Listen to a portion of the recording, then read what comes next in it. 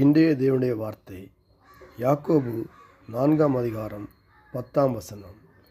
கர்த்தருக்கு முன்பாக தாழ்மைப்படுங்கள், அப்பொழுது அவர் உங்களை உயர்த்துவார். ஆமேன்.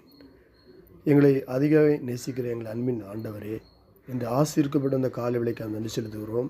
இந்த புதிய நாளை எங்களுக்கு ஆசீர்வித்து தந்தபடியாக நம்ம ஸ்தோத்தரிக்கிறோம்.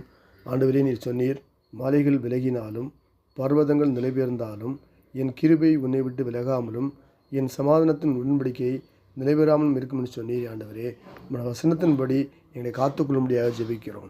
வசனத்தை கேட்கிறவரே, மாம்சமான யாவரும் உம்மிடத்தில் வருவாள்னு சொன்னீங்களே ஆண்டவரே, இறங்க முடியாது ஜெபிக்கிறோம். கர்த்தர் உங்களுக்காக யுத்தம் பண்ணுவார்னு சொல்லி யாத்திராகமம் 14ஆம் அதிகாரம் 14ஆம் வசனம் சொன்னீர். ஆண்டவரே, எங்களுக்காக யுத்தம் பண்ண முடியாது ஜெபிக்கிறோம். எங்களை உமது கிருபையால் திருப்தியாக்கும் இந்த சங்கீதம் 90:14 சொன்னீர். ஆண்டவரே, உங்களோட வசனத்தின்படி எங்களை திருப்தியாக்க முடியாது ஜெபிக்கிறோம்.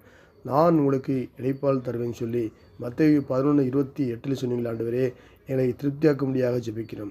இளைப்பாற்று பண்ண முடியாக ஜெபிக்கிறோம். கர்த்தாவே, இந்த புதிய நாளை வாசிக்கிற ஜெபத்தை கேட்கிறவரே, ஒவ்வொருவரையும் ஆசிரியங்க. வேதவசனை வாசிக்கிற கேட்கிற நம்முடைய பிள்ளை ஒவ்வொருவரையும் ஆசிரியங்க. இந்த நாள் முழுவதும் பாதுகாத்து கொள்ளுங்க. உங்கள் குடும்பங்களின் தேவையை சந்திங்க. பிள்ளைகளை ஆசிரியங்க, பிள்ளைகளை ஆசிரியங்க, கல்வியை ஆசிரியங்க, பொருளாதாரத்தை ஆசிரியங்க, பணத்தைகளை சந்திங்க. இரத்த கொடைகளை முடிமறுத்து காத்து கொடுங்க. இயேசு கிறிஸ்துவின் நாமத்தில் ஜெபிக்கிறோம் எங்கள் ஜீவன நல்ல பிதாவே. ஆமேன், ஆமேன், ஆமேன்.